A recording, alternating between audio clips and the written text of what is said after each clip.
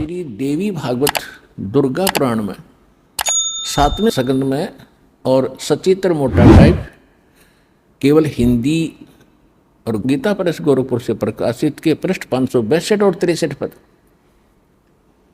दुर्गा जी हिमालय को उपदेश दे रही है और ब्रह्म की जानकारी बताते हुए कह रही है कि राजन, ब्रह्म की पूजा करो और सब पूजा छोड़ दो।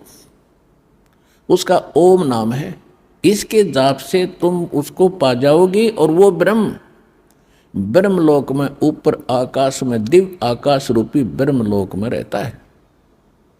इससे ये सिद्ध हो गया कि ओम नाम ब्रह्म का है, ब्रह्म की साधना से ब्रह्मलोक प्राप्ति होती है। गीता अध्याय नंबर 8 के श्लोक 16 में स्पष्ट किया है कि ब्रह्मलोक में गए हुए प्राणी भी फिर पुनर्जन्म में आते हैं, अर्थात ब्रह्मलोक भी वो स्थान नहीं है जहाँ जाने के बाद फिर लौटकर साधक कभी संसार में नहीं आते। तो वो परम पद गीता अध्याय नंबर 15 के श्लोक नंबर 4 में स्पष्ट किया है कि तत्वदर्शी संत की प्राप्ति के उपरांत उस तत्व ज्ञान रूपी शस्त्र से इस अज्ञान रूपी गुत्थी को काट के उसके पश्चात परमेश्वर के उस परम पद की खोज करनी चाहिए, जहाँ जाने के बाद साधक फिर कभी लौटकर संसार में नहीं आते। और वो परमात्मा वो है जिसने सब ब्रह्मांडों की रचना की है, सबका जनक है, सबका उत्पत्ति करता है। केवल उसकी भक्ति करो। अपनी भक्ति को भी वहां नकारा कर रहा है गीता ज्ञानदाता। तो इस प्रकार इससे सिद्ध हुआ कि परमेश्वर ने जब 600 वर्ष पहले कहा था कि कलयुग बीते 5500 पाचा, तब ये मेरा वचन होगा साचा। कलयुग बीत जावे जब एता, और सकल प्राणी सभी जीव परम पुरुष पद चेता। आज तक हमने पता ही नहीं था कौन सतलोक है, कौन भगवान है। हम तो स्वर्ग और बस मृत्यु, स्वर्ग गए, स्वर्गवासी हो गए, स्वर्गवास हो गया। चाहे कितना खोटे कर्मी आदमी मर जाता नहीं होगा, स्वर्गवास हो गया उसका। ये स्वर्ग भी इतना सस्ता नहीं था जितना हमने मान रखा था, पर यह स्वर्ग भी अच्छी चीज नहीं है। ये तो बिल्कुल घटिया स्थान है। हमारी पूंजी का नाश करने का एक सुनियोजित षड्यंत्र काल का रचा हुआ है। इसको तो हमने झांकना भी नहीं है, इधर देखना भी नहीं है, सपने में भी नहीं सोचना है, जिसको यू ज्ञान हो जाएगा। और फिर कहते हैं जहां आशा तहां बासा हुई। इस ज्ञान के आधार से, पहले वाले ज्ञान के आधार से हमारा टारगेट सिर्फ स्वर्ग प्राप्ति का था। तो जैसे थोड़े बहुत पुण्य होते थे, जहां आशा तहां बासा हुई, हम वहां पहुंच जाते थे। वहां की व्यवस्था है कि पुण्य समाप्त हुए, फिर जैसे यहाँ पृथ्वी से उठाकर फेंक देते हैं, मृत्यु हो जाती है। वहां देवताओं की मृत्यु होती है, वो शरीर छोड़कर वो आत्मा किसी और गधे कुत्ते की प्राणियों में चले जाते हैं। तो जब हमें ज्ञान होगा तो हम सतलोक में ही आशा बनाएंगे और सत भक्ति करेंगे आजीवन, तो अपने आप वहाँ ऑटोमेटिकली चले जाएंगे। जहाँ आशा तहाँ बासा हुई, और मन कर्म वचन सुमरियो सोई। तो इस ज्ञान के आधार से, इस ज्ञान को आपको इसलिए दिया जाता है कि आपका हृदय यहाँ से हटे। ये नकली है बिल्कुल, और बिल्कुल धोखा है। 1 सेकंड का भरोसा नहीं जीव का, कब मृत्यु हो जाए। और पता नहीं कितना ठेका लिए बैठा ही अनजानपने में। जो काम करना था वो त्याग दिए, बाकी बकवादों में लग गया। कोठी बनाऊंगा, बंगला बनाऊंगा, सेठ बन जाऊंगा, सारा कुछ भी हो गया। और फिर क्या बनेगा? मृत्यु हो जाएगी, फिर गधा बनेगा। या कभी मन में नहीं आती मैं गधा बन जाऊंगा। तो इसलिए ये ज्ञान परमात्मा ने दिया है, इसको हृदय में समाओ और इसके आधार से साधना करो और अपना मन यहाँ से हटाओ, तब मोक्ष होगा। अब जो प्रसंग चल रहा है, परमात्मा हमारे साथ असंख्य जन्मों से लगे हुए हैं, और जितने भी विश्व के प्राणी हैं, पहले हुए हैं, आगे मनुष्य जीवन प्राप्त करेंगे या अन्य जीव हैं, और चाहे ब्रह्मा विष्णु महेश दुर्गा और निरंजन हैं या कोई भी देवी देव हैं, ये सभी परमात्मा के बच्चे हैं। इब जैसे अपने ही समाज से कोई IAS बन गया है, कोई IPS बन गया है, कोई जज बन गया है, कोई डॉक्टर इंजीनियर बन गया, बच्चे तो आपके ही हैं। हाँ ठीक है, उनकी व्यवस्था, उनका रहन सहन, उनकी ड्यूटी कुछ भिन्न है। कोई मंत्री बन गया, प्रधानमंत्री बन गया, बच्चे तो आप ही के समाज के ही हैं।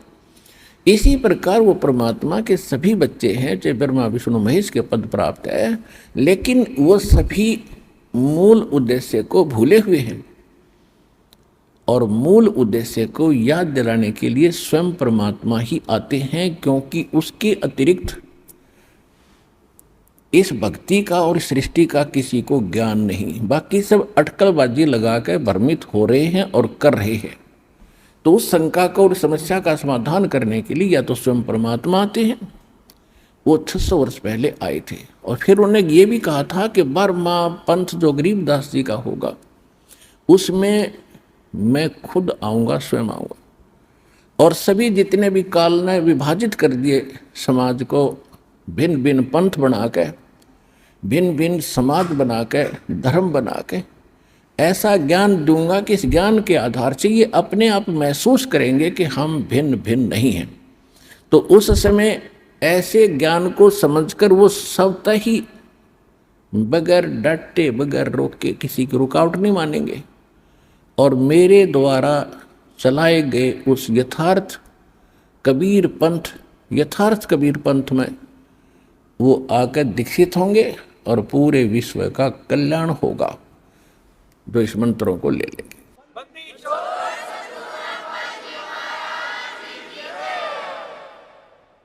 तो वो समय अब चल रहा है सन 1997 से। उस दिन परमात्मा इस दास को मिले थे और संकेत कर गए थे कि जिसके लिए हमने ये बैन लगा रखा था, आज बैन उठा दिया है, अब तीनों मंत्र बेशक से दिल खोल कर प्रदान कर दे, अब मैं आप देख लूँगा। तो वो समय आएगा, आपके समक्ष है। इन मंत्रों का ना कबीर पंथियों को ज्ञान, ना गरीबदास पंथियों को ज्ञान, और ना ही मूल मंत्रों का जो हमारे वेदों और गीता क्या बताती है उस पर सच साधना का, ना हमारे हिंदू धर्म के गुरुओं को ज्ञान। तो इस दास पर दया हुई है कि सभी मानवों को एक ही साधना करनी पड़ेगी मोक्ष प्राप्ति के लिए।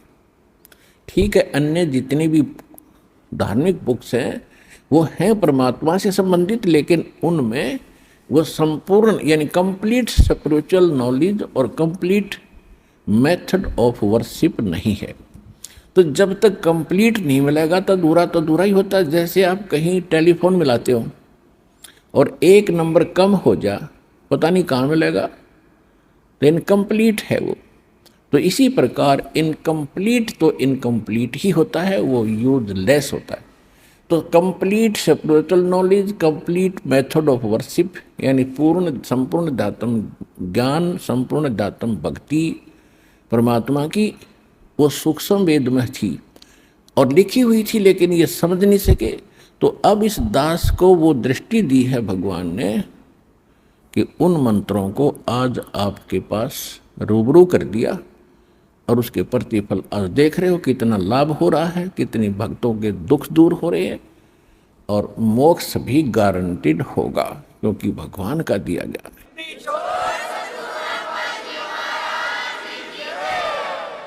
तो पुण्यात्माओं, परमात्मा हमें समझाया करते थे 600 वर्ष पहले जो भगवान स्वयं आए थे, और वही ज्ञान आज दास आपके समक्ष कर रहा है, रूबरू कर रहा है, और अपने ही धर्म ग्रंथों से आपको दिखा रहा है। और आप मान रहे हो कि सचमुच जिन ग्रंथों को आज तक हम श्रोधार्य मानते रहे, इनमें जो लिखा सत्य है, और हम उसके विपरीत सुन और कर रहे थे, तो आंखों देखकर बुद्धिमान को मानना पड़ेगा। आंखों देखकर कौन नहीं मानेंगे? जिनका कोई स्वार्थ निहित है। कौन?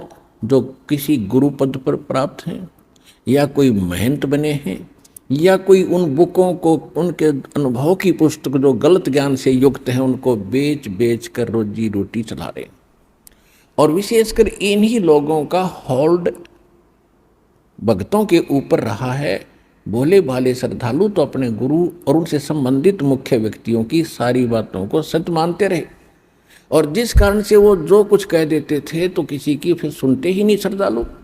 और यही बिजली गिरी रही कि परमात्मा 600 वर्ष पहले आए थे और वो समझाया करते थे कि ना तो हिंदू ठीक से साधना कर रहे हैं और ना मुसलमान ठीक से साधना कर रहे हैं। और जिस बात का विरोध इन नकली मुल्ला काजी और पंडित गुरुओं ने परमेश्वर का कराया था, इतना विरोध कर दिया था कि उसके नाम से भी नफरत पैदा कर दी थी। कबीर झूठ बोलता है, हिंदू कहते थे ये हमारे हिंदू धर्म के विरुद्ध बोलता है, हमारे देवी देवताओं का ये अपमान करता है, इसकी बात भी ना सुनना तुम्हें पाप लगेगा। उधर से मुल्ला और काजी पीर कहते थे कि ये मुसलमान धर्म का अपमान करता है और ये अपने आप को श्रेष्ठ मानता है, अपने आप को अल्लाह बताता है, तो इसकी बात पर कोई भी विश्वास मत करना।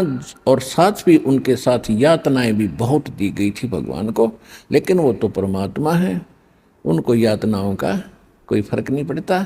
क्योंकि जैसे बच्चे होते हैं छोटे छोटे और कोई गलती करते हैं, पिता उनको मना कर देता है। कई बच्चे ऐसे शरारती होते हैं कि पिता उनसे कोई वस्तु छीन लेता है कि तुझे हानि कर देगी, तो पिता को ही थप्पड़ मारने लग जाते हैं। तो पिता उसका बुरा नहीं मानता, बल्कि उसको उठाकर सीने से और लगा लेता है, कंधे पर बैठा लेता है। तो इसी प्रकार ये काजी और मुल्ला, हिंदू और ब्राह्मण, पंडित, ये सभी उसी के बच्चे थे और हम उसके पीछे लगा दिए। तो हम जितनी भी यातना उनको दे रहे थे वो समर्थ थे, उनको दर्द नहीं हो रहा था, क्योंकि वो हम उसके बच्चे हैं, उनको महसूस भी नहीं हो रहा था। वो हानि भी नहीं पहुंचा सके हमारे को किसी को, क्योंकि अपने बच्चे को कौन मार सकता है, महानीच व्यक्ति, चाहे कितना नालायक हो। तो उसने, परमात्मा ने किसी को भी हानि नहीं पहुंचाई, हालांकि इतने कैर तो ले दाता पे, क्योंकि उसको पता था कि हम उसके बच्चे हैं और हम बरमिठे, हम सोच रहे थे ये कोई ऐसे गैर व्यक्ति है।